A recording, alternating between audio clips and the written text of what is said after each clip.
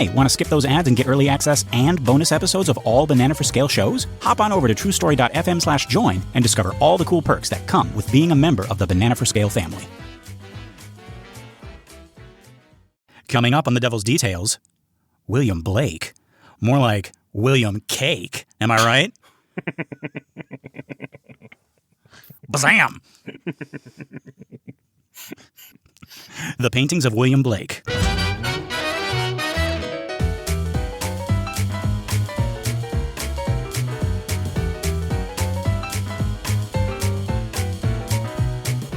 Good morning, Star, and welcome to another episode of The Devil's Details, a show where we dig up, decipher, dissect, and deconstruct the many forms of the devil. One of my names is Lester Ryan Clark. And I sometimes go by Keaton Diaz. And we're just two lost souls hitchhiking down the highway to hell.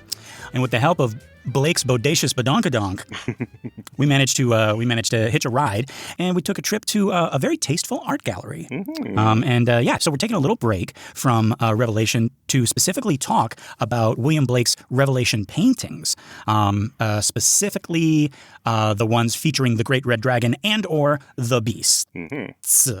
Parentheses. He's got all of them. There's lots of beasts. Yeah. But yeah, probably the most famous of which I first saw in the movie Red Dragon. How about you, Keenan? I had known about the painting a little bit before, but only the top half. I didn't notice that at the bottom there's a great red dragon and a great red bottom bottom with the sun. Oh yes, a great red bottom. You're really obsessed with that part. So it never occurred to me at the time when I saw the movie Red Dragon to look up who's this crazy woman down there. Any of that? Yeah. This woman clothed with the sun. Right? Mm-hmm. What's your deal? Yeah. What's the deal with the woman clothed with the sun? And then we read Revelation, and I still don't know. Yeah.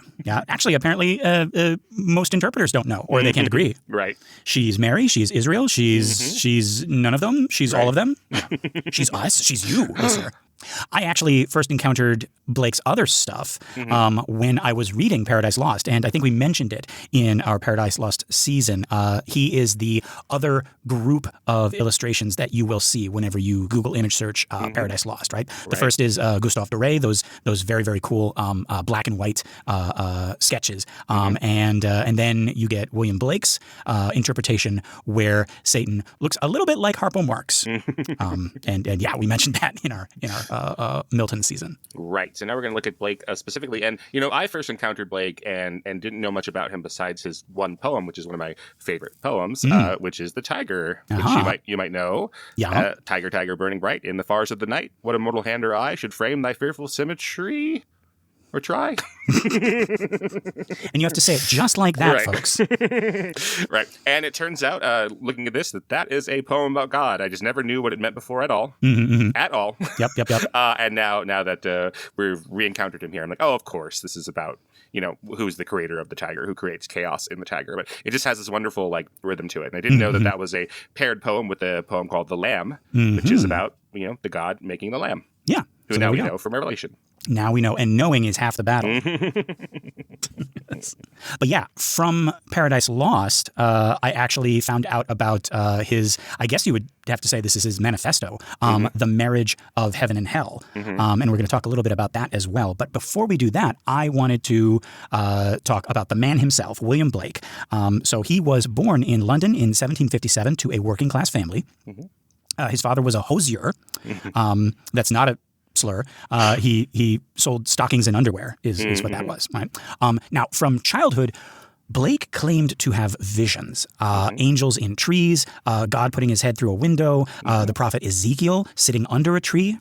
His family actually took these visions seriously enough to provide him with drawing lessons from age 10. And by 15 years old, he was apprenticed to an engraver. So that put him, so I don't know if you're like, oh, this is in the past. Everybody saw spirits or whatever, but no, that was not the case. People knew that about him. His political opponents would use that against him in some ways. Yes. And, even some of his art, art critics, people looked at his art and said, this is not real art. This is the ravings of a mad person. Right, exactly. Yeah. Did you happen to see his painting, The Ghost of a Flea? The Ghost of a Flea. Hang on. Yes. Yeah, Google that real quick. Okay. Oh my God, I do remember this. Oh, okay. This is terrifying. It's a demon. I mean, obviously it is a demon, but yeah, he said that this is a painting of something that he literally saw. Jesus Christ.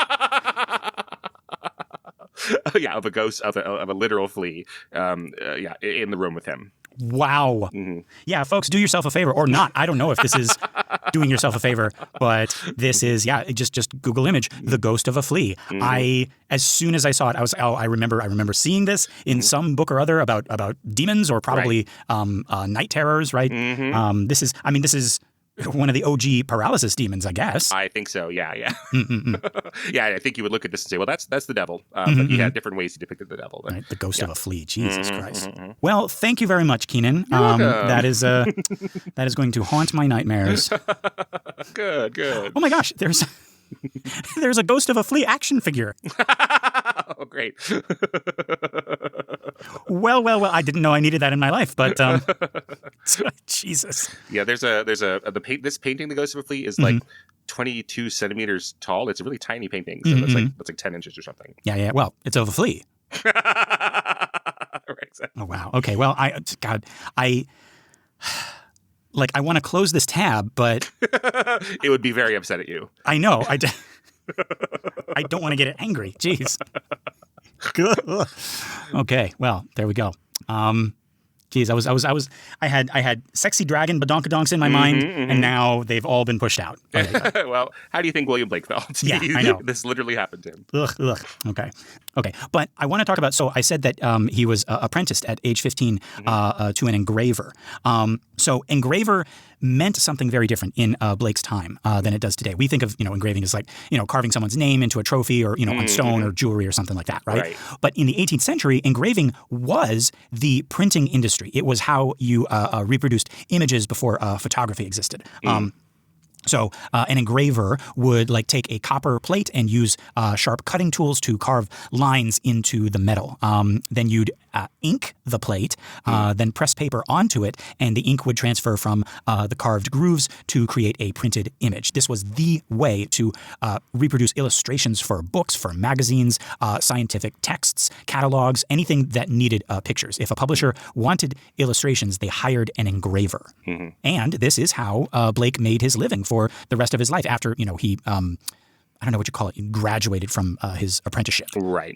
Yeah. Real quick thing about like apprenticing, that is apparently where we get our idea of the 10,000 hours. Oh, okay. Have you heard of that? Like the 10,000, like Malcolm Gladwell's idea of the 10,000 hours of mastery that you have to do, right? To become a master at anything, right? Dedicate 10,000 hours to it. And apparently that is the duration of a proper apprenticeship is about 7 years. Oh, okay. Yeah. And yeah, back then you would learn a trade from a master, and you would observe him or her and work with them, and you would go to, oh gosh, I forgot the distinctions, but from apprentice then you would become journeyman, yeah, and then master. I think so.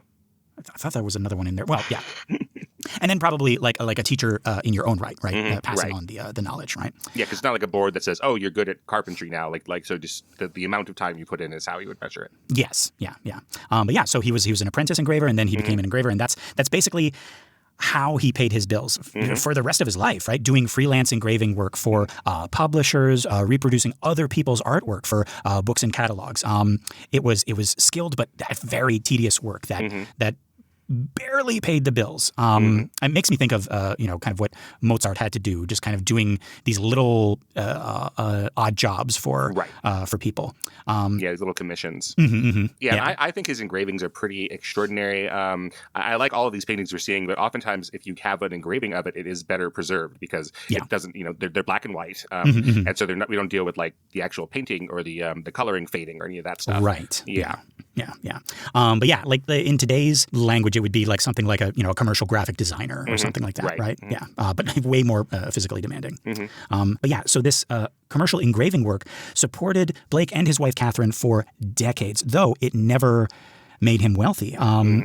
Blake actually also invented his own artistic technique called relief etching or illuminated printing, which he used for his prophetic books like The Marriage of Heaven and Hell. Yeah, apparently he has this entire cosmology. I read that some critics have called it the most underread piece of great great poetry is like his mythology. Yes. I had trouble just reading summaries of it to get ready for this to be able to explain it to you. But there's all sorts of different characters who represent different parts of the soul and the psyche, and there's charts that go with them. But it does seem like it's right for like fantasy fans or something like that to be like, oh wow, this is a big deal. Absolutely. Yeah, and I saw them as an influence on the His Dark Materials series, but I haven't read those either, so I wasn't able to. Whenever I try to read summaries of that, it's the same thing. Like, oh gosh, I'm way over my head just trying to read it as an outsider. Yeah. Oh, you made me think of His Dark Materials. I got to read that book series again. But His Dark Materials, that is straight from Milton, right? From our Paradise Lost season. But yeah, Milton and Blake, it's like peanut butter and chocolate, these two.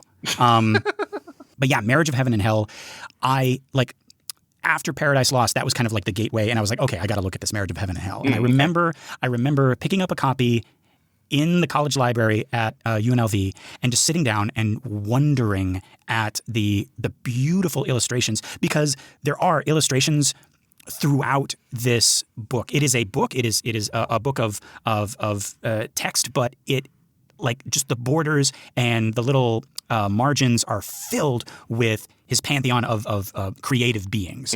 But yeah, we're gonna talk about that a little bit further down the page. Okay, good. But yeah, on that note, Blake also invented his own artistic technique called relief etching or illuminated printing, which he used in Marriage of Heaven and Hell. And so in this method, in illuminated printing, he would write text and draw images on copper plates. And then use acid to eat away the background, then print and hand color each copy with watercolors. So every copy of Blake's illuminated books was individually colored by him or Catherine. Right. Basically original artworks, right? Not mass-produced. But again, these sold poorly during his lifetime. The engraving work was what kept him and Catherine afloat. Yeah. And yeah, he never achieved financial success or mainstream recognition during his lifetime. He died in poverty, dismissed by many as a madman, like you were saying, Keenan. Today, he is recognized as one of Britain's as one of Britain's greatest artists and poets. But in his own time, he was the weird guy who talked to angels and wore a revolutionary's red cap around London. We're going to talk about that red cap. So much like Milton, Blake was also a bit of a radical. In 1780, at age 23, he witnessed and possibly participated in the Gordon riots, when crowds stormed Newgate Prison and freed the inmates. This was a formative experience, seeing the people rise up against injustice, literally tearing down the walls of oppression. When the French Revolution erupted in 1789, Blake was ecstatic. He proudly wore the, forgive my French, the bonnet rouge, maybe? Yeah, there we go. Yeah, sometimes called the Phrygian cap, because it was like they used models from ancient Greek revolutionary ideas. Translated as the red cap of liberty. And he wore this in the streets of London, even though this was very, very dangerous. England's government was terrified of revolutionary ideas spreading from France, and everyone associated with radicalism risked imprisonment or worse. Blake's home became a meeting place for London's radical intellectuals. You got Thomas Paine, author of Rights of Man and Common Sense. Mary Wollstonecraft, early feminist, author of Vindication of the Rights of Women. William Godwin, who's an anarchist philosopher.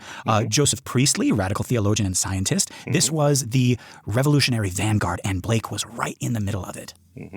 So if you remember in our Paradise Lost season, John Milton was a part of the group that was anti-monarchy. So I don't know why I keep on, drawing correlations between them. Oh, no, he was hugely influenced by Milton, for sure.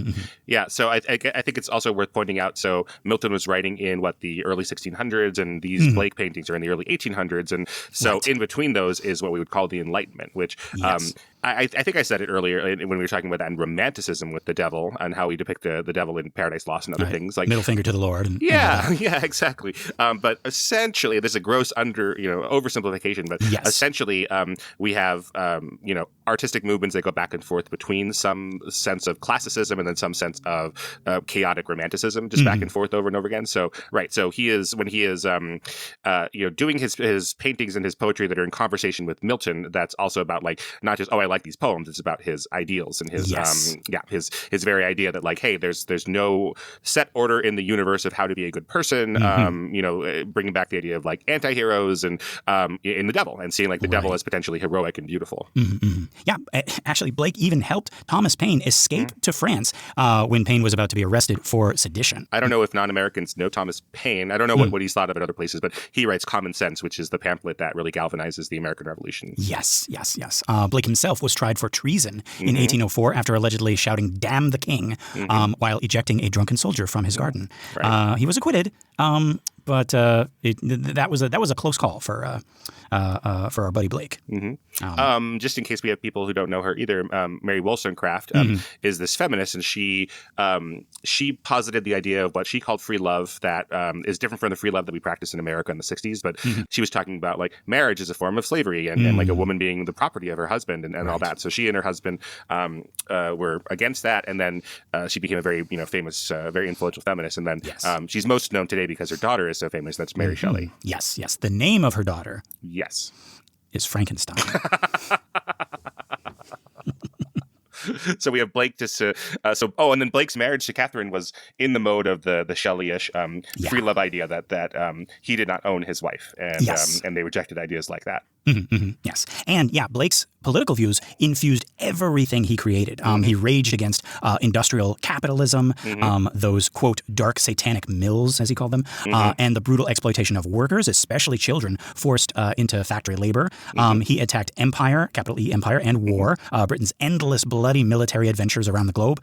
He despised the established church, which he saw as a tool of state oppression, using religion to keep people docile and obedient. He condemned slavery and colonialism. He advocated for sexual freedom, including women's sexual pleasure, and what we now call LGBTQ plus rights, radical positions that would have shocked most of his contemporaries. And he opposed the Enlightenment's elevation of quote-unquote reason over imagination and passion. Right. And we're going to talk a little bit about that once we get to the Screwtape Letters, because reason plays a part in the conversation between Screwtape and Wormwood as kind of like this godly thing to be revered. So imagination and passion over that, believing that rationalism was just another way to constrain and control human potential. For Blake, all of these oppressions were connected. They were different manifestations of the same death-dealing system that crushed human creativity and freedom. Yeah, if you are a rationalist and you believe that everything that God did was correct, then everything the devil does is automatically incorrect, right? Yeah, so that's not how Milton feels about it, and that's not how Blake feels about it. Exactly, yeah. For Blake, creativity wasn't escapism, it was revolutionary. True freedom required breaking the, quote, mind-forged manacles. This is from his poem, London.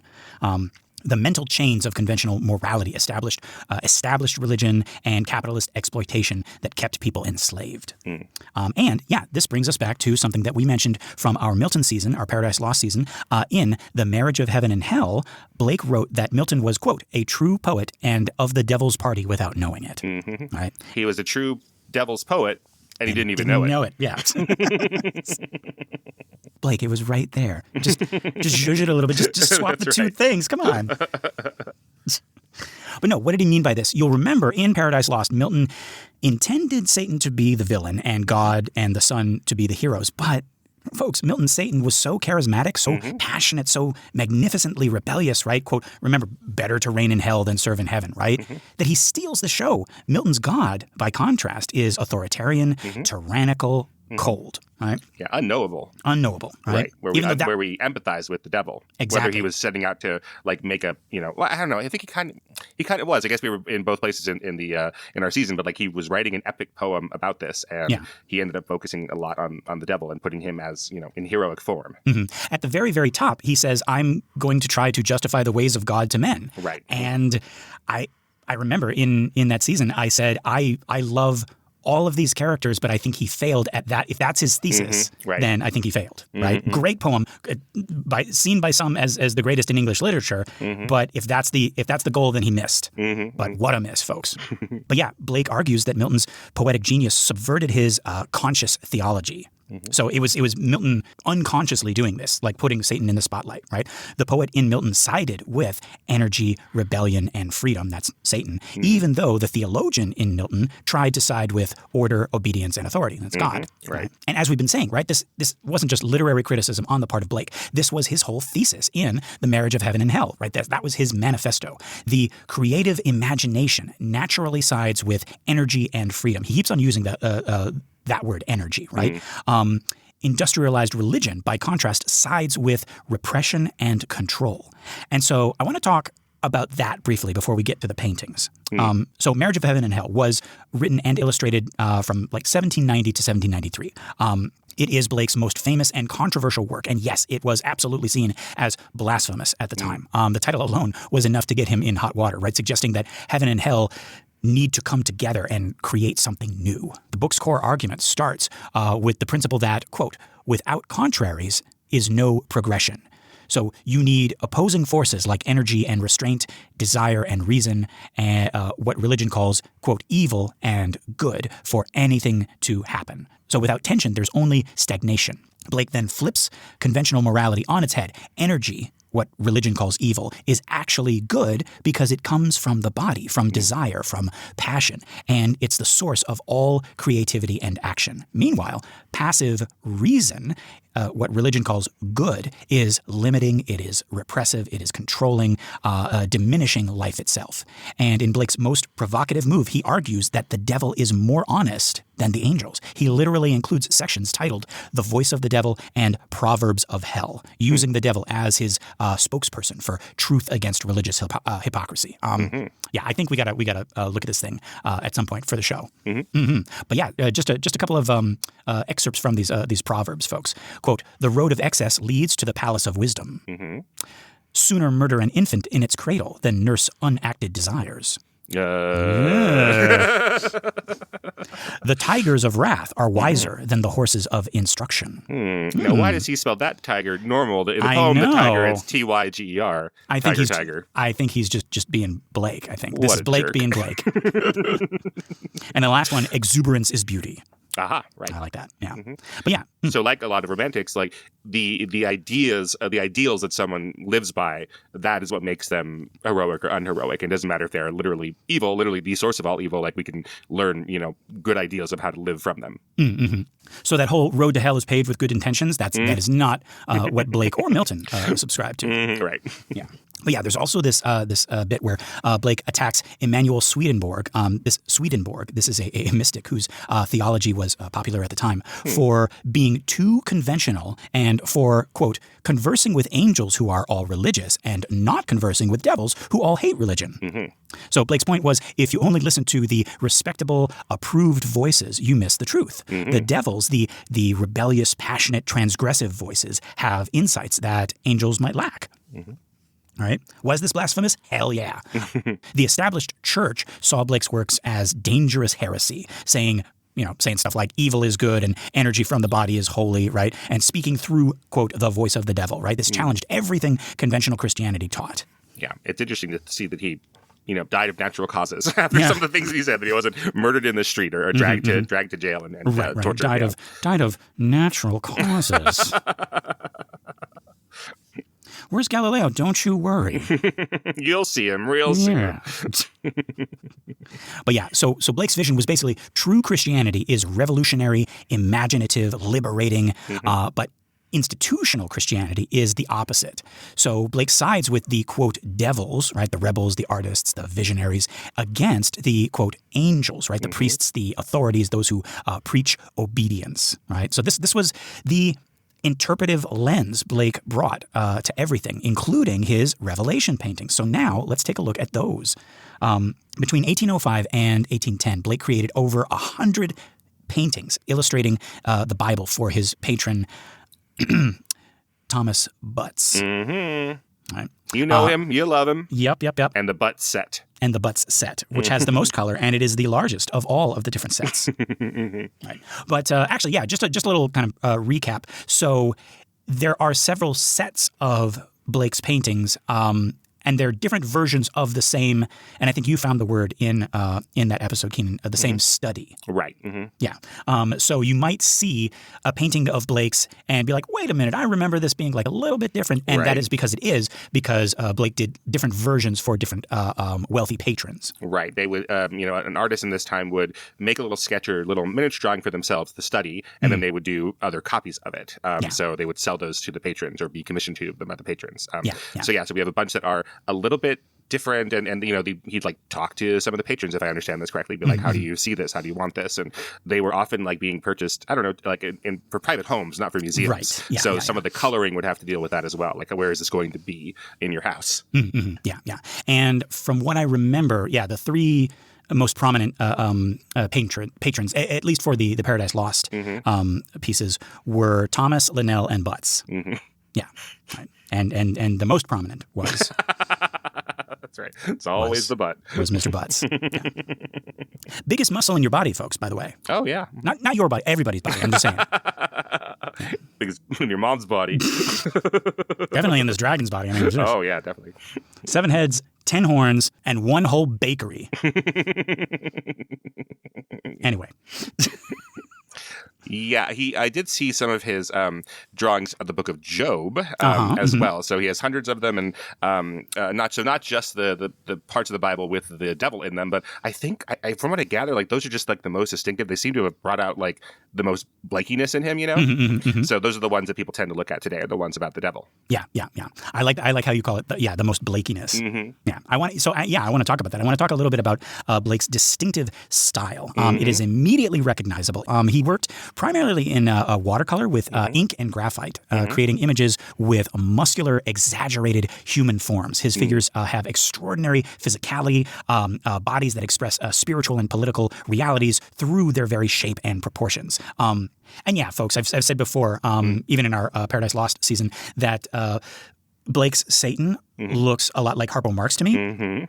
But Harpo Marx, if Harpo Marx went to the gym every damn day and ate whole chickens for breakfast, lunch, and dinner. Right. That which I don't know. We don't know what Harpo Marx looked like under that trench coat. Like he was probably in better shape than me. Yeah. Doing all that mime work and that prop work and everything like that, carrying around like a whole tuba under his coat and stuff like that. And a harp. Yeah. He really did play the harp. Yeah, I've seen Buster Keaton in a swimming suit in one of his movies, and he is BAZAM. So he tries to play this little meek little guy, but he's got the body of an acrobat. Love it. I gotta watch. Now I gotta watch Aminal. I'm just gonna say it like that now. Aminal crackers. But yeah, so basically, in Blake's work, nothing is like soft or blurred, right? Every form is sharply defined, bounded, clear. He used color symbolically rather than naturalistically, right? The woman's golden radiance against the dragon's dark reds and grays, for instance. And his compositions are designed to create tension and emotional impact, right? The dragon's overwhelming size in relation to, this tiny woman creates this visceral anxiety in the viewer, right? Everything in a Blake painting is intentional, right? It's symbolic. It's designed to convey emotional truth rather than a realistic representation, right? Yeah, I like you talking about the exaggeratedness of the physicality, like their bodies, their muscles. I mean, like that's true in a lot of like classicist, statues and stuff, like of David or what have you, and then or the bust from the Parthenon, what have you. But like these border more on like superhero, like comic book stuff later on, of just like look at every single individual like line of these muscles. It's interesting because and I keep on going back to our Paradise Lost season, folks, but I had said in there that I actually prefer the Gustave Doré illustrations of Paradise Lost because they are a little bit more realistic. They're a little bit more down to earth. I mean, in some of them, like in I think my favorite one where Satan is kind of like sitting on this rock where, he's got like a towel over his legs, looks like he's like at a sauna. He's even got like a little bit of a pot belly. But it's more real, but Blake's interpretations have their own charm, and I think it's like you said, Keenan. It's comparing like photographs to like comic books. Yeah. Yeah, so the Doré ones could be more human, and Blake is not interested in making these people look human like every day. No. Yeah. But yeah, we're going to be looking at 4 paintings today.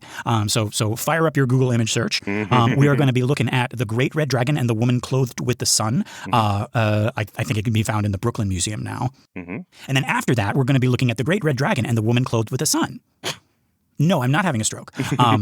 This is a different version. Can be found in the National Gallery in Washington, D.C. Yeah, different. Not even from the same study. They're very different looking. Exactly. Yeah. I mean, you would think because we were talking about like the Linnell set and the Thomas set and the Butt set, and there are different versions of all of those. Right. So you would think he would at least call this second Great Red Dragon and the Woman Clothed with the Sun something different, because that's going to create so much confusion. Right. The Woman Clothed with the Sun and the Great Red Dragon. Yeah. The second one is she's bigger, so yeah. Exactly. Yeah. And then, folks, we're going to look at the Great Red Dragon and the Beast from the Sea. Okay. And then we're going to look at the number of the beast is 666. And this can be found in the Rosenbach Museum in Philadelphia. Yeah. So they're all in America now. These 4. Yep. Yeah. Empire. But yes. And they the are very well preserved, I might add, compared to some of these other ones we've seen. So maybe go America. Yeah. Maybe we've done a better job of taking care of these. Yeah. But yeah, so the 2 in I forgot to mention, the Beast from the Sea, that's in the National Gallery in Washington, D.C. But yeah, you probably recognize the first one, the Great Red Dragon and the Woman Clothed with the Sun, from the Brooklyn Museum.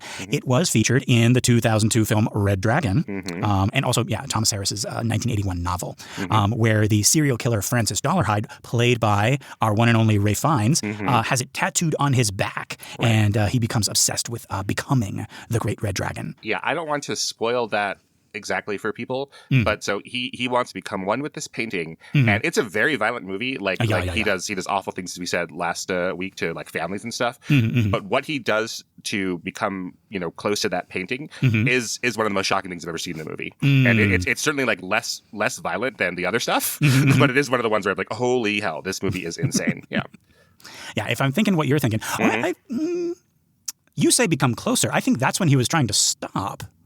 I think he was trying to defeat the dragon. Well, that's true. Yes, it's true. But it is incredibly shocking. Yes, folks, he's trying to break his addiction to the dragon. Yeah. It's really worth seeing. But yeah, so it's one of those things where like that's objectively not as bad as him killing these families and stealing their teeth, right? But it is one of the most shocking things I've seen. Yeah. Should we say what it is, or should we just like leave I would really love them to go and see it. Yeah. Okay. Yeah. Oh, folks, boy. But yeah, and okay. Keenan, I have not seen Manhunter. I know that's the other adaptation of Thomas Harris's book. So this one's called Red Dragon after the novel starring Ralph Fiennes. Right. And Manhunter is that was like the first of the Hannibal Lecter movies made. It didn't even have Anthony Hopkins in it yet. Right. It's Brian Cox as Anthony. Brian Cox as Anthony Hopkins. As Hannibal Lecter, right? And I believe Tom Noonan as Dollarhide. Yeah. So that's still like, that doesn't have quite the same emphasis. Like he's still after the paintings, but the paintings are like all over the place in the Brett Ratner movie. I see, and I haven't seen it up close, but in the Ralph Fiennes version, he has it's kind of like a version of the Blake painting on his back, right? But it's like it's interpreted a little bit differently. It's not like somebody just like took the painting and just kind of like slapped it on his back. Well, it certainly doesn't have the woman bathed in the sun very prominently. No, definitely not. It's all dragon. It looks like it's supposed to be part of him. It's only the dragon's kind of like spine and head or something like that. Like he's the dragon and that's like his back or something. Exactly. Right. Yeah. Yeah. So it's not like it's not like a rectangle with the painting in it. Yeah, with the frame. It's meant to look like he is the dragon. Yeah. Like those old plastic Halloween costumes that you used to buy in the 80s, where it's like a picture of the Wolfman on the front. So who are you supposed to be? I'm the Wolfman. The Wolfman. who's got a picture of himself on his shirt. Rawr, give me some candy. Yeah. But correct me if I'm wrong. Isn't that how it looks like in the Tom Noonan version? Isn't it like just like a tattoo of the painting on his back? Yeah, it just is less. It doesn't look like Blake to me. Oh, geez, yeah, I'm looking at it. Yeah. I don't know. I don't know the history of them making that movie. If they were trying specifically to, it looks like they were trying specifically not to look like the Blake paintings. That they were just looking like, hey, let's do our own dragon tattoos. And it's on his chest too. Yeah, they're both sides. Yeah. Yeah. I kind of prefer the Ray Fiennes one. Yeah, I mean, obviously there are a lot of people who like the Manhunter as well, and so because I saw them out of order, I saw the Red Dragon and then I saw Manhunter. That's my preference. So it's like almost impossible to tell like which I would have liked better. Yeah, I have a theory about that actually.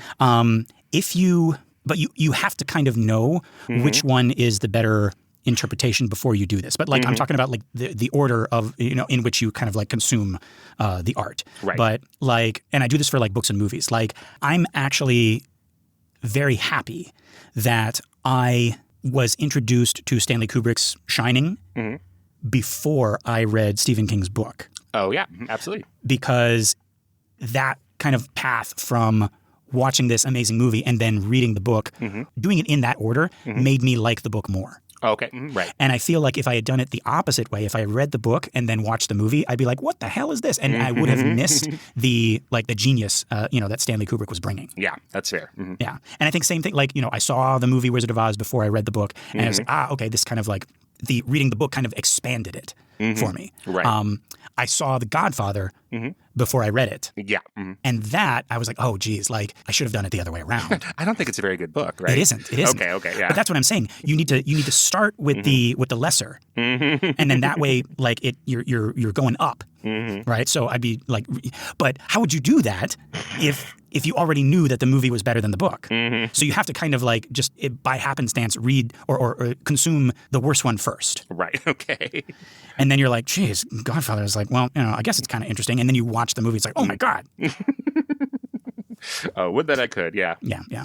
Like the end, The Godfather, like both of the book and the movie end with Kay, but the last little chapter with of Kay in the book is just really very bad. So I'm glad you agree with me on this. Like, it's really bad. It's really ham-fisted, and she is converted to Catholicism. And it just like really. Yeah, just really kind of leaves a sour taste in your mouth. And then the ending with Kay in the movie, which is the last 5 minutes are about Kay. I mean, it is done visually and through Diane Keaton's performance. It's like, whoa, that is some deep stuff. Talking about the same things, right? But just done so much subtler and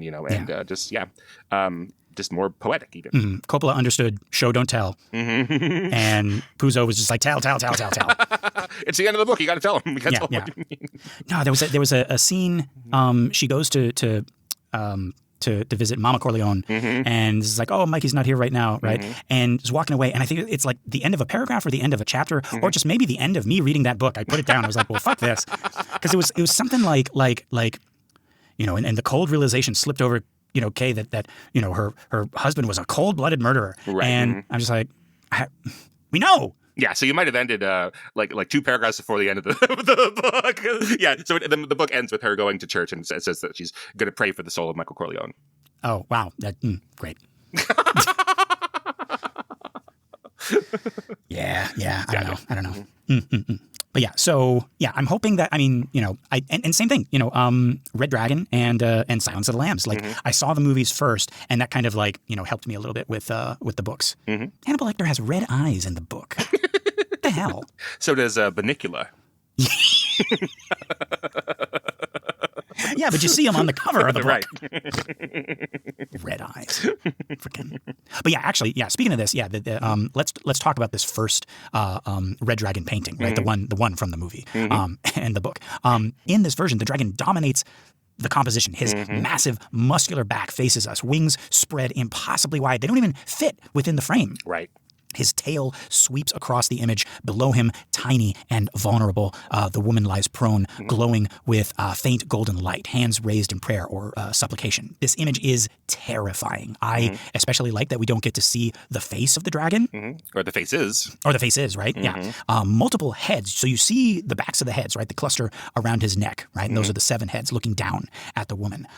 His musculature, like we were talking about, is exaggerated almost to the point of obscene. And it is like, so the musculature that we recognize as human is crazy and dominating. But we also, the wings take up so much of the space and they go out of the frame, as you were saying. And there's these weird sort of spines. I don't know what you would call that in a real wing, where we could see the skeleton or like the cartilage that's holding up the wings. Yes. And so and that's emanating outward in this kind of like starburst, and that is really frightening. So it's this combination of like humanness and monstrousness. Yes. But it also kind of looks like it's not realistic like we were saying, but like it's conceivable. Like look, this is we've thought about how these wings actually work. This is what I was talking about before. Like, this is why I think I like the Doré depictions, because like the bat wings on Satan actually look like wings, right? The angel wings on like Gabriel or Michael actually look like dove's wings, right? And these wings, and I'm kind of warming up to them, but like they look more like the emotional depiction of this is like, this scares you. This is like an explosion coming out of his back. Right. Right. And this woman is tiny in the frame, like I was saying. Like I didn't really notice it. You definitely don't notice her. Yeah. Right. Even as much as I thought I had looked at this painting before, when we see it in the movie and they describe it as the woman clothed in the sun, and like, oh gosh, look down there she is. Yep. It's like the easiest game of Where's Waldo, but you're so distracted by the musculature of this dragon. Which again, like we talked, even in this season when we were like kind of gearing up for this episode, Keenan, this dragon doesn't look like a dragon. Right. Am I right? Like it looks like, and we're going to see him from the front in a couple later paintings, but this looks like the devil. This looks like Satan with a bunch of heads, basically. Right. Yeah, and that kind of stood out to me. And yeah, folks, if you haven't yet, you have got to pull up an image of this on Google. Did that work? Should I take that out? No, that's good. Okay. I didn't know what a gat was either. But no, this is the inspiration for our title today, folks. You will notice this dragon does not skip leg day. I am actually a little disappointed in our movie now. A movie about a serial killer who lifts weights and gets jacked in an effort to become the Great Red Dragon. He's got a copy of the painting hanging in his gym. And you would think we'd see Ralph Fiennes doing some, squats or some lunges, right? But no, right? He's got the dragon tattooed on his back, but he does not got back. Which retroactively makes it lose a star for me. Sure, yeah. # dragon cake. Yeah, one of the things I do like about this painting, even amongst the set, I'm not sure which was like drawn first or any of that stuff, but like we are seeing this from the back, and I guess textually he is there to dominate the woman clothed in the sun, right? Which is what's happening in Revelation. He's there to subjugate her.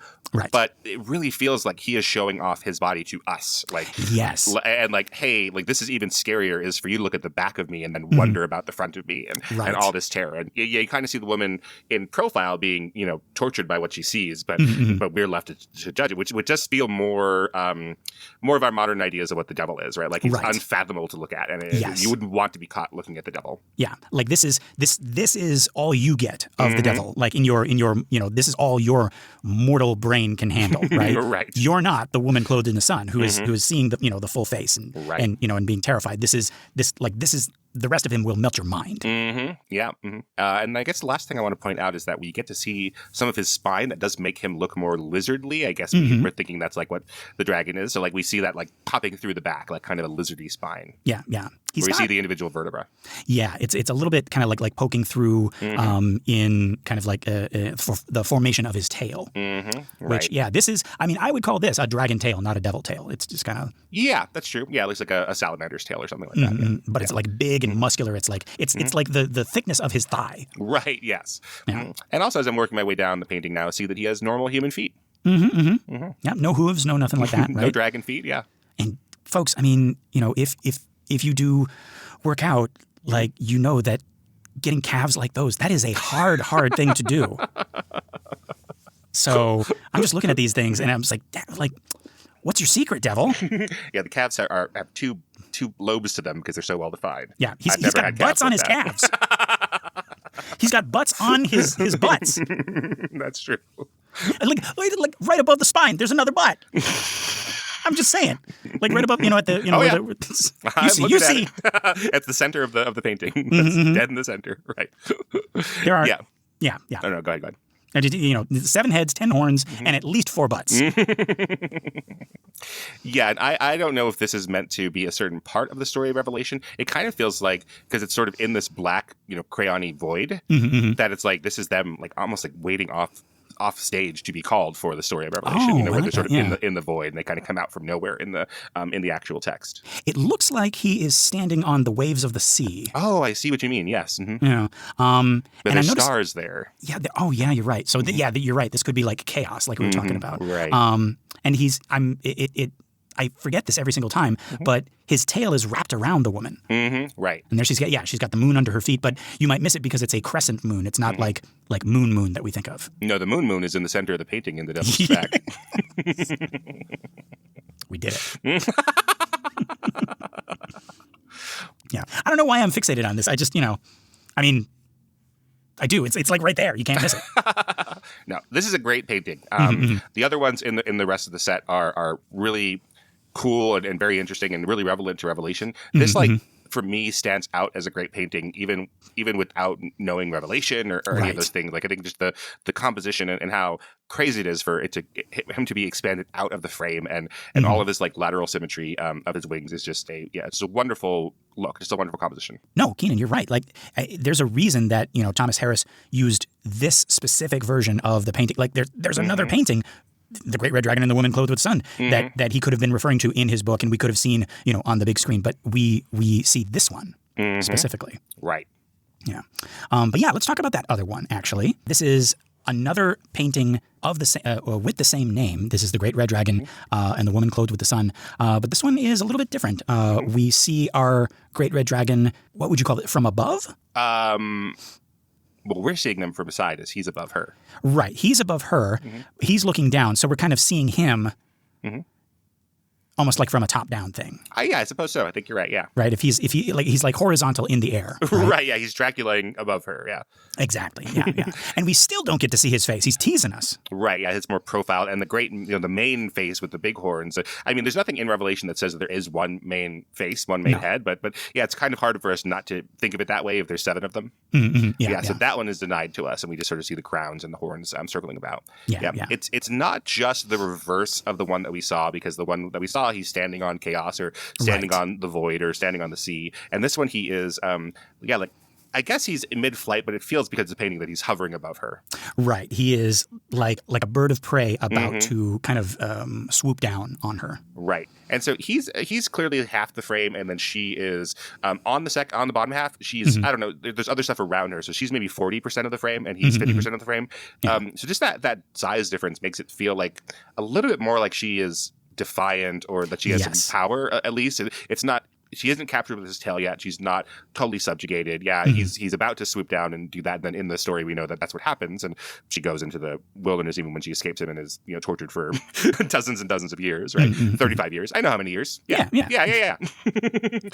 that's not right. 3.5 years. There we go. Geez. Oh, my goodness. You meant to say 3.5. I meant to say 3.5. Right, but she has a little bit more agency and a little bit more like I had a life before I was with the Great Red Dragon. Yes. And yeah, Mom my said life not to marry him. That's right. He was going to draw 1/3 of the stars from heaven. And... Right. Yeah. My life was sitting on the moon. Yeah. And that was about it. But still, it was my life. Damn it. Yeah. Right. And yeah, you can see she's perched on. So in the other one, like he's standing upon like this sea of chaos, and she is just kind of like caught up in his tail, and like she's got nothing to stand on. She's kind of like floating helplessly. Here, she's perched on this like still like the sea and the waves and the chaos is kind of like all around them below her, but she's kind of perched on this rock. So like kind of showing that she's at least got like a seat of stability in this one. Yeah. And in the previous one where she's on the ground and her hair is kind of flying, like her hair is drawn to look like rays, the rays of the sun or the rays of the moon, etc. But here, where she's more in the middle of the frame and she's standing upright, her hair is like in a shock with this lateral symmetry going out. So again, it feels like, oh gosh, we could see what this woman was like before she was taken over. Right. And it's radiating outwards. It's almost like shooting, like it could be like a force to protect her from this dragon. Right. Yeah. In this one, we get to see the dragon's hands, which again are human hands. So in the other one, it's really unfathomable that we could imagine all sorts of things. He could have a dragon face in his main head. He could have terrible dragon claws. Here in this semi-reverse one, we see these regular hands, regular feet. So he's a little bit more human, I suppose, even though we see more of his more of the 7 heads. Yeah, more of his monstrousness. And I think, but that is like what adds to the monstrousness is that the basic shape is human. Right. Yeah. We haven't talked about this set of wings that our woman clothed with the sun also has now. Right. She doesn't really have them in the other one. Right. And are we to take it that this one, if we're ordering the images, is this one first or is the other one first? I think this one is first. Yeah. Okay. So she has the wings and then they're taken from her, not the other way around where she becomes powerful and defies him. Yeah, that makes sense. Yeah. So maybe she loses them in the previous one, or he like rips them off as predators sometimes do. Yeah. But here they are kind of like typical ideas of angel wings, except that they're orange and yellow, but they are feathery looking, right? Yep. In our little tableau where she's kind of laid out facing us, looks kind of like a heart. Yep. It's because I was criticizing before. I was like, oh man, because if you look at the depiction of Satan in Blake's paintings, of Job, like where he's administering, the boils and the sores, right? Those wings, I was, criticizing those wings before because they look kind of, I don't know, like when I first saw it when I was in college, I was like, that is like a child's depiction of a bat, right? It's not anatomically correct of a bat, right? But Blake is showing us here that he can do like anatomically correct wings, like those look like dove wings on this woman. So he is purposely doing this with this red dragon, making them look like nothing on this earth, not even a bat. Yeah. So what do you make of in the lower right-hand corner? So we have the great red dragon who's hovering above her. She's perched up, and we have something like, I guess, lost souls in the river or something. That's what it recalls to me. Right as you said it, I looked down and I was like, oh, what the hell is that? What the hell even is that? Yeah. It looks like 1 or 2 or maybe 3 people. Yeah. And they're kind of like sprawled out on, I don't even know if this is land or water. Right. And they're looking up and they are, I don't know, they've been blasted. They are, like you say, like lost souls. They've been kind of like, they're so destroyed that they blended into the background. Like they've just been washed out. They're the same color as the land. Right. Yeah. I don't even know if they're alive. They could be dead bodies. Look at their cold, dead eyes. Yeah. This painting. Yeah. But it's kind of mixed in with some what might be like rivers or something like that. So it looks like, I don't know, the river Styx. But yeah, I think in the other painting so far, it's been in this void, which is what we have in Revelation. So we don't have in Revelation, that's where dead people live in hell or that kind of thing. Right. Yeah. But yeah, all right. Should we go to the next one, the Great Red Dragon and the Beast from the Sea? Oh, jeepers! Now we got a bunch of faces. We got double. This is the world's first doublemint ad, folks. Or I mean, depending on if this is prophecy or history, the world's last doublemint ad. Right. So we got our beast from the sea rising up from the bottom. Yeah. The beast of the sea is coming out of the ocean. The beast from the sea is also blue. Groundbreaking. Yeah. Dabba-dee, dabba-die. No, but it does. It makes sense because our great red dragon is still very red, and now you gotta have a red. Yeah. Because otherwise, like you say, they do look very similar, right? They do look very similar. Except, I mean. Look, so now we're seeing the great red dragon's faces for the first time, and man, yeah, this goes back to, I mean, there is a painting by Blake of Lucifer before he fell, and he's this resplendent, kind of beautiful, like almost like he was carved from marble, like Michelangelo's David, and we see a little bit of that here with all of these heads. We have like masculine and feminine heads, and they are the corrupted version of beauty. They're terrible, but also beautiful. Would you agree? I would agree with that. They seem to treat the center head as the main head, like we were talking, and they seem to be only able to kind of splay out and be in a nice fan shape for him. Yes, because the beast heads seem a little bit more independent, and they're able to look around and look up if they need to. Yeah.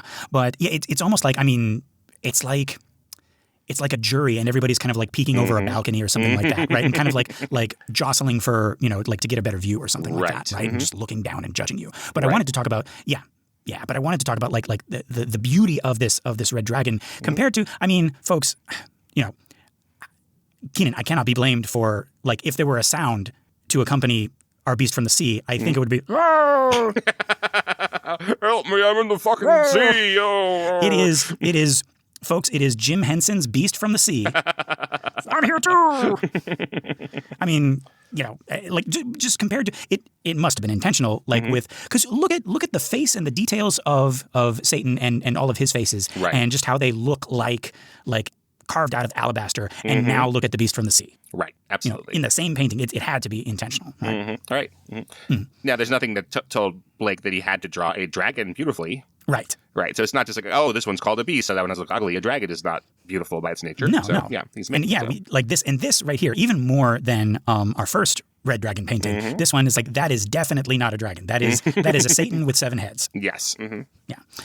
So he is still buff and all of that.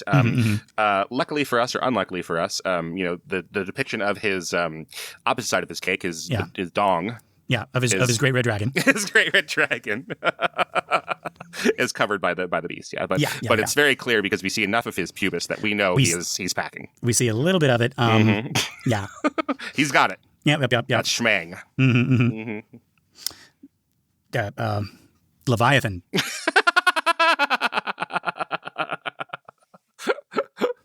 But no, okay. No, I was debating whether or not to talk about this. We got to address this elephant in the room. Okay. What is he doing to the beast from the sea? Are you saying he's teabagging him? Folks, if you haven't yet, just Google the image. What's going on here? He's standing astride, I suppose, of between Gibraltar and North Africa, and pulling the beast out from there. I guess. Between Gibraltar and Jaboy. I'm just like, you cannot, with a straight face, like say, oh no, he's just standing over the beast. Because he would his knees are bent. I'm just saying, folks. So this is, what some people would do in a like Call of Duty or Fortnite is, if there's a spawn point and they just killed somebody, they'll go over to the spawn point and then teabag their spawn point. Oh, I am very familiar with video game teabagging. I played Dead by Daylight. That's right. That is one of the only things that survivors can do is crouch, and they will do that in your face when you swipe at them and you miss, and they drop like a pallet in between you, and there's like and they will do that at the exit gates when the exit gates are open and there's no chance of you getting them. They're right at the door and they're going to escape, and they just like incessantly teabagging you. All right. One of the reasons people love to choose Ghostface as the killer is because he is the only killer who can crouch too. So you finally get that pesky survivor, and now he's lying on the ground bleeding out. And as Ghostface, you can go over and stand right over him and, do what the Great Red Dragon is doing. That makes sense, knowing Scream, the movie, that's what Ghostface would do, because he's the only one of the monsters, I guess, in Dead by Daylight who is like a troll. He is on purpose. He is Deadpool by daylight. And he's one of the favorites in that game. Yeah, him and Mikey, who is being taken out of the game, folks. Michael Myers and Laurie Strode, and Haddonfield, that level. Oh, jeez. I didn't want to bring it up. R.I.P. But we're talking about the Great Red Dragon. Yeah. So in the text, they're on the same team, so he's probably not teabagging him unless it's a good thing in their world. Like the first mention we get of the Beast from the Sea is he receives his power from the dragon. Right. Is this? I'm not reading too much into it. Is that how he's doing it? Through his nuts? I don't know. I suppose this is scripture, Keenan. But he is like, I was going to say endowing him. Like blessing him. But he is like blessing him with his sword and his rod here, right? Like his. Oh, yes. Yeah, so like, again, not a schmang rod, but like a scepter. Like we're talking about the Beast from the Sea. Yeah, his like political and, the Beast from the Sea has one in each hand, a scepter and a sword. So it's like his political power and his military power. Yes, exactly. Yeah. And he's I guess you could see this as kind of like a crude evil version of like a puppet on a string, right? Because you can see he is controlling, the Beast from the Sea. Right. Yeah. And and all the 7 faces of the devil, even if you don't agree with us, they're beautified. They are like serene and regal, and all the 7 faces of the beast are very are monstrous. Yeah, they're monstrous. They got the big lips and they got the weird, the grotesque faces. Yeah, not smart. No. This is. Hey, boss, what do you want me to do? Yeah, where should I lead? Who are the people? Who are the tongues I should be the leader of? On my head is the name of blasphemy. What's it say? What's it say? It says sweet. What's mine say? It says dude. And just the main head of the Great Red is like, quiet you. I'm plotting. Yeah.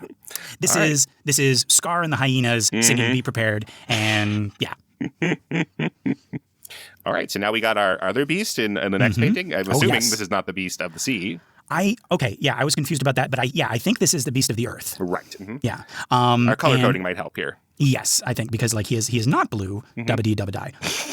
Yeah, he's kind of neutral, but if anything, he's all yellow too. Yeah, he's the color of naked. Right. I think is the best thing you can, the best way to describe it. Mine was a song lyric too, but I guess you don't know that song. Oh shit! What? Yellow. Oh, it's all yellow too. Oh dang it! That's okay. Don't worry about it. But we have a new character here besides our beast, which is we have our false lamb, right? Yes, we do. So that one, it took me a couple times looking at this to even know, like the one with the woman clothed in the sun. Yeah, you kind of miss it. But yeah, we do have, because he's kind of blended in with the geography of it. Yeah, but okay, so this one has like. I don't even know how to describe it, but this one has, like, something is happening. Like, our beast from the earth is pointing somewhere. What do we think of this? What do we think this is? I hadn't even thought of that. That must mean something, because it's a lot easier just to show him with his hands closed around something than it is to point at something. So right. That took him weeks to do. And especially, yeah, again, like we were talking about, like the beautified faces of Satan in the previous painting, folks. Like when Blake isn't concentrating on something, the faces look like the beast from the sea, or the hands, or the faces and the bodies of those lost souls, like kind of sprawled atop the sea of chaos. Right. This hand is. Like your eye is immediately drawn to it. So this was extremely intentional. He's pointing to the left. Yeah. So yeah, it's his left and our left. No, left. Right. Left. Correct, sir. You are correct, sir. Yeah. So we have our beast is now looking. His back is to us, like the Great Red Dragon, the first Great Red Dragon painting. So. When I first look at this, I think that that's the same character. But then you notice that he's actually a lot smaller, a lot punier. Like he still has, he's got an ass, but it's not as, Nah, this is like, I wouldn't even call this an ass. This is like, this is an at.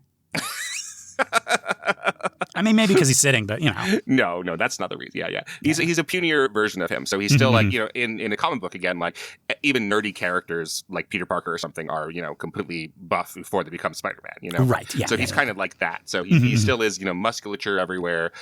His tail is nowhere near as big. He's got kind of a wimpy little bobtail. Yeah. Even his musculature is like, I'm noticing it right now. On the Great Red Dragon, I was joking about it, but BAZAM. But it looks ugly on him. Right.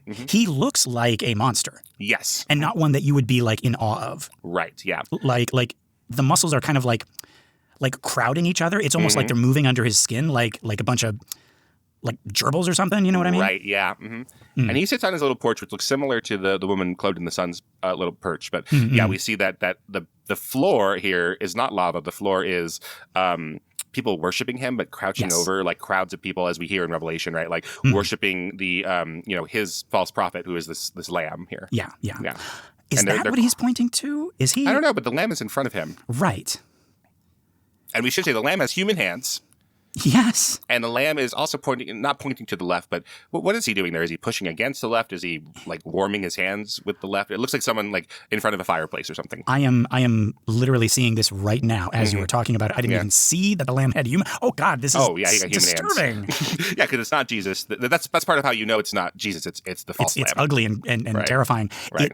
It looks like, I mean, I'm going to say this because it makes it funny and makes it less scary. It looks like he's going, whoa, whoa, whoa, whoa. Like something to the left of the painting has just done something like incredibly controversial, and the lamb is like, whoa, whoa, whoa, whoa, whoa. And the beast from the earth is like, did you see what that guy did over there? Yeah, and the beast of the sea is pointing with his left hand and holding another scepter. It's different from the beast from the sea's scepter, rather. But the beast from the land has another one, but it looks more like, again, like political power, like I guess more religious actually than the beast from the seas, which also matches our text. And he must be pointing for the benefit of the people down below, the masses. Like he is directing them to either worship or like behold. It's like a behold thing. I thought before I saw these people and before I saw the lamb, I thought, again, I'm going to make this funny. I thought the dragon shows up and the beast from the earth is like, he went that away. And then Satan was reacting like, oh. Yeah, the great red dragon is not looking anywhere in particular. Its heads are, its main head is looking up. Yeah. Away from where the beast from the land is pointing. He's actually looking everywhere except the beast from the earth, actually. Right, yeah. And I like that we see his because he's standing on like a rock, which happens a lot in the Duray paintings as well. You know, like standing on rocks and sort of posing and moping, right? Yeah.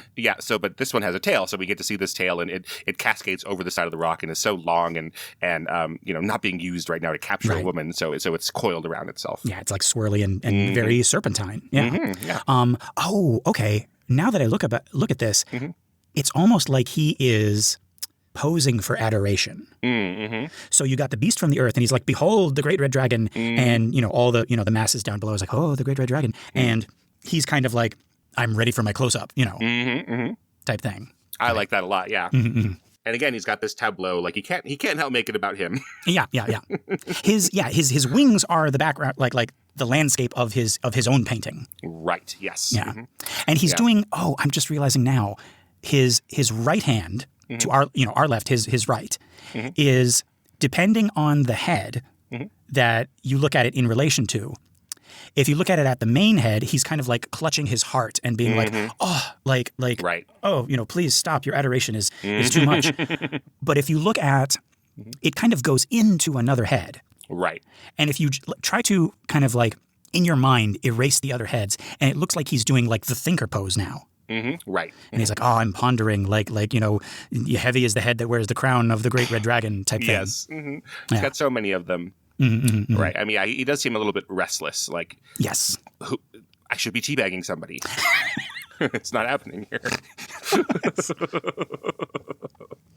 What's the point of being the ultimate evil? Yeah. The devil himself. If your balls are just touching nothing. Nothing. Yeah. In the beginning, there was nothing, and now we're back to that. Yeah. So what do you, this is called the number of the beast is 666. I was wondering about that. Okay. All right. I don't have an answer for that. Okay. Neither do I, folks. Yeah. This is the title. The title of this painting is the number of the beast is 666. Right. There is no 666 anywhere on. Like I looked all over and even though it was gross to do, I scoured this beast from the earth's body with my eyes and no, could not see anything. Well, I think one of the places we should be looking, is the foreheads and right hands of the people in the crowd, and they don't have it either. Yeah, they don't either. Yeah. So yeah, I don't know why this that is the title of this. Yeah. Yeah. If anybody knows, I mean, like in my research, I tried to find something, but all I could see in the research is, despite the title, there's no 666 on anybody's forehead or hand. Right. So I was like, great, okay. Yeah. Well, at least, it helps us know like that's the beast of the earth, or the beast of the earth. But yeah, we could call it that, I suppose. Yeah. But yeah, so we got our beasts, we got our dragons, and some womans. And some womans. Yep. What do we think? What do we think of these paintings? I think these are really cool. I'm really glad that we spent some time looking at it and like who Blake was. Like, yes, he's illustrating some of the classics of his time, but he also has his own additions to them that color our view of who the devil is and how he looks. Absolutely. Yeah. Would you want a copy of one of these in your home? The big famous one from the movies, because I'm a film bro. Yeah. The one that my friends were, dude, it's the poster from the movie. And I'd be like, yeah. That's the one I would want. And you'd make them sit down you tape them to a wheelchair. A wicker wheelchair. Yeah. And then you'd slowly take off your robe, and on your back is just this it just says, give me a 5-star review. Oh, no, I can't. That genuinely disturbed me. Philip Seymour Hoffman did such a great job of making me feel like I was in that chair. That was so fucking scary. Freddie Lowndes. That's a terrible thing that happens to him. Yeah. But these are wonderful to look at, and it is quite part of like how we would see the devil today. I think like Yes, it's hard once you've seen the Great Red Dragon paintings, it's hard to read Revelation and not see this. Yes. And I'm happy that Blake decided to make him not a dragon, because now this is like, okay, this makes sense. It's like at the end of the world, you know, we've seen Satan throughout the Bible, and this is like his, you know, Super Saiyan form, his Super Satan form. And he's not a big dumb dragon. He is this, you know, alabaster beautified multi-headed Satan. Right. Yeah. And that sits right with me. Yeah. On these two big hams. No. But yeah, folks, this has been another episode of The Devil's Details. I've been Lester Ryan Clark. You can summon me on all the socials as Lester Ryan Clark. And I've been Keenan Diaz, and you can invoke me on Letterboxd or Instagram as Howdy Keenan. Yeah, find more of our shows and other really cool podcasts at truestory.fm, or feel free to drop us a message at Banana for Scale Mail, that's MAIL, @gmail.com. We got our Facebook listener group, Banana for Scale. That's community for all of our shows, including this one. It's a private group, but just request to join, and we'll let you into the Infernal family. If you want more, consider joining us at truestory.fm/join, and look for Banana for Scale. That's us. You get bonus episodes of all our shows, access to our Discord, and you get your episodes a week early and ad-free. Pretty cool, just $5. Wouldst thou like to live deliciously? We're not even asking for your souls. Just give us a 5 pentagram rating on iTunes or Spotify or wherever you listen to our show. That and sharing the show by word of mouth or on social media is going to help our little podcast grow and find more cool people like you. All right, folks, until next week, love and hisses. Mwah!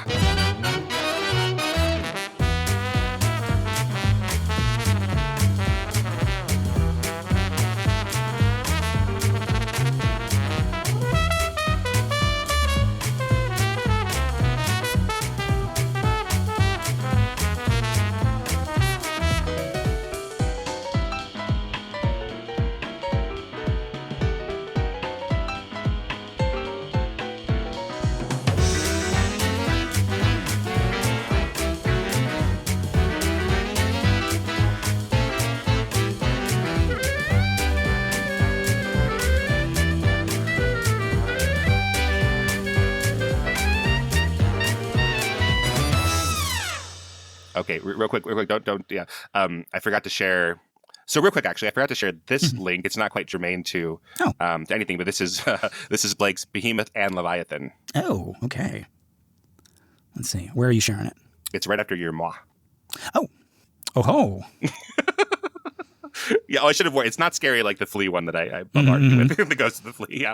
Well. Behemoth and Leviathan. That's Behemoth and that's Leviathan. Yeah. Behemoth looking very elephant-y, which is, you know, we were talking about like the theory that, you know, Behemoth just meant elephant. Meant elephant, yeah. And Leviathan just meant whale. Yeah, but Behemoth has the face of that dog from the Neverending Story, though. Oh, Jesus, yeah. Yeah, you mean the dragon from Neverending Story? Yes, but that dragon's got a face of a dog. Yeah. Yeah, these little buddies. God. These are buddy forms of Behemoth and Leviathan. Yeah, you want to be their friends. This is the bebop and rocksteady of Revelation. That's right. Hey, boys, we're here too. We're going to beat those turtles in that dance contest this weekend. That's right. It was always... No, I never know what to get Shredder for Christmas. It's the holiday special. That's right. Remember that in the 80s they had like holiday episodes where the villains were also like having Christmas? Yeah, and they would eat Christmas pizza with the villains that one night. Yeah. Yep.